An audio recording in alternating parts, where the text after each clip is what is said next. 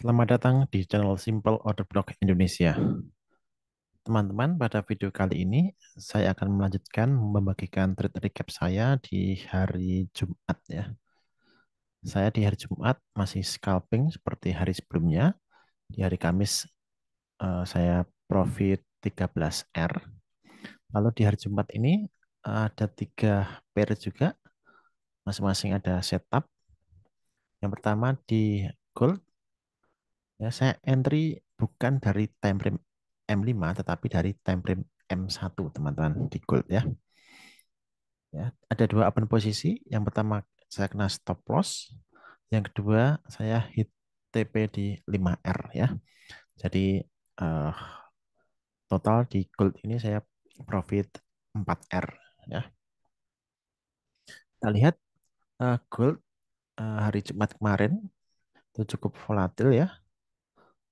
Nah, di ini sebenarnya kalau kita lihat di high time frame, gold ini masih sideways ya, relatif sideways dari harga 1950 sampai 1963, 1964 begitu ya.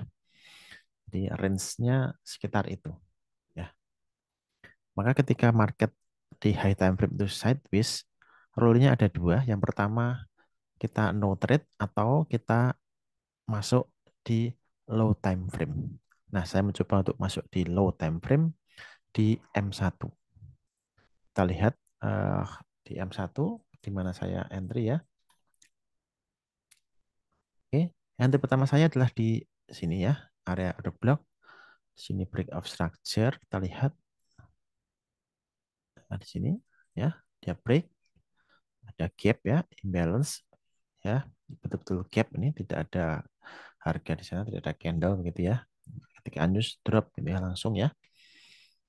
Kemudian dia ditutup. Nah, harapan saya ya dia akan drop dari area ini ya, order block ini, order block M1. Yang terjadi adalah dia masuk order block kemudian turun sedikit dan diambil buy side liquidity-nya, artinya area ini menjadi area inducement ya, area inducement di atasnya adalah area liquidity ya. Jadi pada trade ini ya akhirnya saya kena ini ya, liquidity grab ya. Itu hal yang kadang tidak bisa kita hindari ya. Yang menyelamatkan apa? Yang menyelamatkan itu adalah disiplin dengan RR ya. Oke, dengan money manajemennya juga ya. Saya entry yang kedua di atasnya ya, di area ini, area order block M1 ya. Kita lihat di sini ada break of structure. Di sini ada BSL sudah diambil. Ini area OB paling asik ya. Saya entry di OB M1 di 50%-nya ya. Dan terjemput di sini ya. Dan harga langsung drop. Target saya adalah di 5R. Sampai di sini harga sideways ya. Sideways ya, cenderung ke atas kemudian baru kemudian drop sampai area TP saya. Dan saya terkena TP ya. Take profit di 5R. Akhirnya di gold ini saya profit 4R ya, teman-teman. Oke, ini trade di gold. Yang pair selanjutnya adalah di GBP USD ya. Hari eh, Jumat kemarin ya, saya ada setup di sini. Ini sekarang saya dari time frame M15 teman-teman ya. Kalau gold tadi adalah M1, di GBP USD ini area M15 ya. Saya masuk dari area ini ya, break of structure. Dan ini area order block yang cukup bagus ya, cukup oke. Nah, target, nah di sini ya, target realistisnya di sini sebenarnya sudah tercapai, tetapi karena saya RR-nya 1:5, maka ya belum saya close di sana. TP-nya masih di atas 1:5 dan harga drop dan sideways ya, sideways. Nah, ini hari Jumat ya, di akhir ini akhirnya saya close ya, saya close manual, maka di sini tidak ada merah atau hijau. Merah biasanya itu SL, kalau hijau itu TP ya. Tapi kalau close manual itu bisa tidak ada merah ataupun hijau ya. Nah, saya close. Kenapa? Pertimbangan saya karena ini hari Jumat. Kemudian biasanya kalau pas tutup market itu gap akan bukan gap, biasanya pas tutup market itu spread akan eh, besar sekali sehingga dia akan kalau kena SL akan melebihi risk rate saya. Misalnya misalnya kalau saya meresikokan $50 katakanlah, maka ketika kena stop loss bisa lebih dari itu, bahkan 2 atau 3 kali lipat bisa jadi ya. Itu pertimbangannya. Kenapa saya close manual di sini ya, di GBP USD ketika mau tutup market, apalagi di akhir pekan ya. Nah, nanti biasanya di awal pekan itu di hari Senin itu biasanya akan ada gap. Nah, takutnya tiba-tiba dia akan turun jauh di sini misalnya. Nah, akhirnya apa? Resiko saya tidak konsisten akhirnya. Kalau dia drop di sini, maka katakanlah resiko saya $50. Kalau dia drop di sini bisa jadi saya akan terkena lebih dari itu. Bisa jadi $100, $150, atau entah berapa lebih dari apa yang seharusnya saya resikokan. Nah, itu saya tidak mau. Maka ketika di akhir pekan, akhirnya saya memutuskan, oke lah, saya close manual. Begitu ya ceritanya.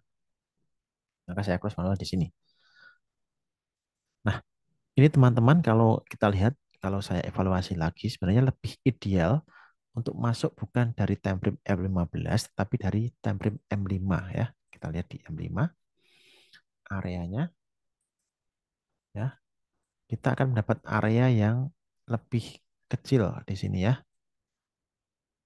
Oke ya. Nah, maka kalau areanya ada di sini, kita lihat, kalau stop loss-nya tetap gitu ya. Kita entry dari sini, stop loss sebenarnya bisa lebih lebih ke atas ya. Nah, ketika sampai di sini, kita akan mendapatkan lebih dari itu ya. 4,89 ya, hampir TP, belum TP. Kecuali ya stop loss sedikit di atas gini ya. Ini kita dapat 1/5 ya, seharusnya bisa TP kalau kita entry di M5 ya, di M5. Ini lebih clear sebenarnya ya. Oke. Hanya pertimbangan saya di M15 itu juga sudah cukup clear. Kemudian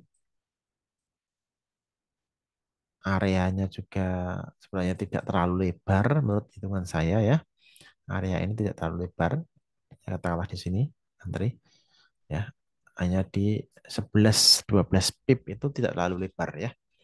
Karena apa? Range maksimal saya di CPP USD ini adalah 20 pips. Hanya memang karena ini scalping, semakin kecil area stop loss itu menurut saya semakin oke. Kenapa? Karena akan cepat TP gitu ya. Walaupun tantangannya adalah kalau nggak akurat ya akan cepat kena SL juga gitu. Oke, ini di GBP USD saya close, ini close loss ya. Posisi loss ya sekitar 0,5% ya. Ini loss sekitar 0,5% lebih sedikit lah ya. Oke, kita anggap ini loss 1 R gitu ya. Oke, nggak masalah gitu. Oke, kemudian pair berikutnya adalah Euro USD ya. Euro USD ya mirip seperti gold tadi. Saya open posisi dua, open posisi di atas dan di bawah ya. Dan di atas saya masuk dan akhirnya adalah menjadi inducement ya di sana. Area ini adalah area inducement ya. Liquidity-nya diambil, masuk area yang di bawahnya, kemudian sampai hit TP. Nah, teman-teman, supaya recap ini sedikit bermanfaat bagi teman-teman, saya ingin mengajak bagaimana saya mengambil area ini, pertimbangannya apa gitu, supaya kita bisa belajar ya. Kita belajar dari Euro USD ini ya, teman-teman ya. Oke, mengapa saya ambil area itu dan pertimbangannya apa saja? Yang jelas di Euro USD ini ya, di Euro USD ini eh, trennya adalah strong bullish ya. Ini dari daily ya. Daily ya, ketika hari Kamis close di sini, maka harapannya adalah dia akan melanjutkan sampai di OP daily di atas. Ini targetnya ya. Target saya atau bias saya harga akan menuju ke order block daily. Jadi saya belum mau berpikir sell sebelum masuk ke area order block daily ini ya. Kita lihat di sini ya. Oke, kita lihat ini area order block daily. Oke, nah ini bias saya hari Jumat itu ya. Analisa saya seperti ini. Oke, kemudian kalau kita lihat di H1 teman-teman, ya ada dua tiga area yang menurut saya menarik ya. Di H1 adalah area pertama di sini ya. Ketiga adalah drop base drop di sini. Yang ketiga area di sini ya. Nah, ini yang saya lihat di H1. Ya, saya berharap harga retrace masuk area 1, 2, atau 3, kemudian naik ya. Kemudian saya lihat di time frame M15 ya. Ke bawah begitu ya. Bawah marknya saya ada di sini ya. Oke, di M15. 15 area di sini ya.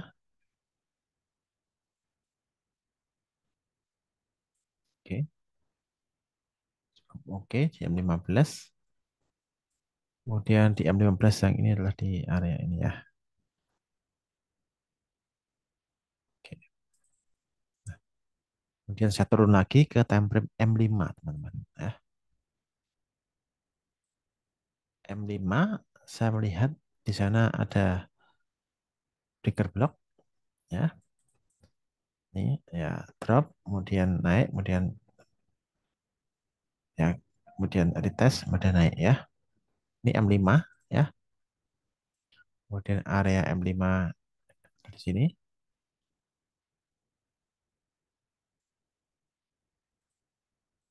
Oke.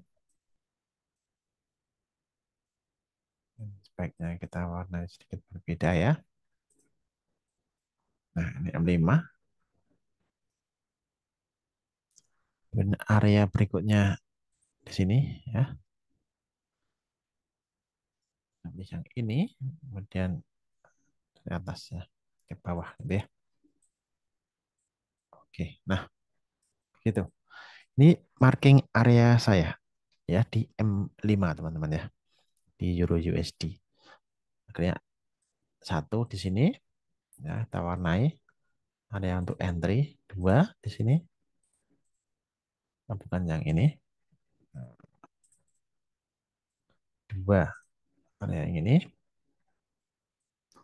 dan yang ketiga area yang ini ya. Pertimbangannya ada satu, dua, tiga. Nah, kemudian saya memilih dua dari tiga ini.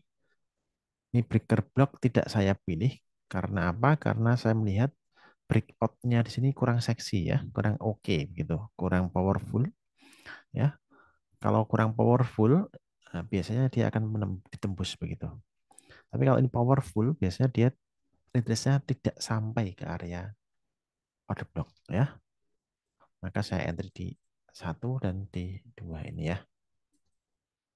Oke, di dua area ini. Kemudian kita lihat pergerakan harga saat itu ya, breaker block ditembus ke area di situ dan oke. Oke, kalau dilihat teman, ya, saya hit TP 5R tadi di sini ya. Targetnya di sini ya, di buy side liquidity. Kita lihat di sini breaker block dia hanya bereaksi sedikit saja dari area ini ya, bereaksi sedikit ya, ini kemudian diambil masuk. Nah, area ini tadi ya berubah fungsi menjadi area sell tetapi tidak signifikan, hanya kembali masuk ke area order block dan kemudian naik sampai ke buy side liquidity, target profitnya. Oke, begitu teman-teman cara pandang saya di Euro USD sehingga saya memutuskan untuk ambil dua area itu. Satu kena stop loss, satu hit 5R. Jadi di Euro USD saya profit 4R dengan scalping di time frame M5 ya.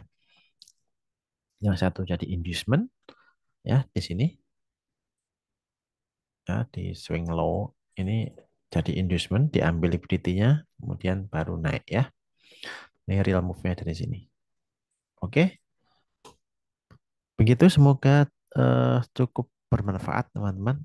Bagaimana saya cara pandang saya scalping di periode USD ini ya, bagaimana cara memilih area ya, juga bagaimana cara mengatur money management, risk manajemennya ya. Ya, di gold tadi ada dua open posisi juga, satu stop loss, satu TP.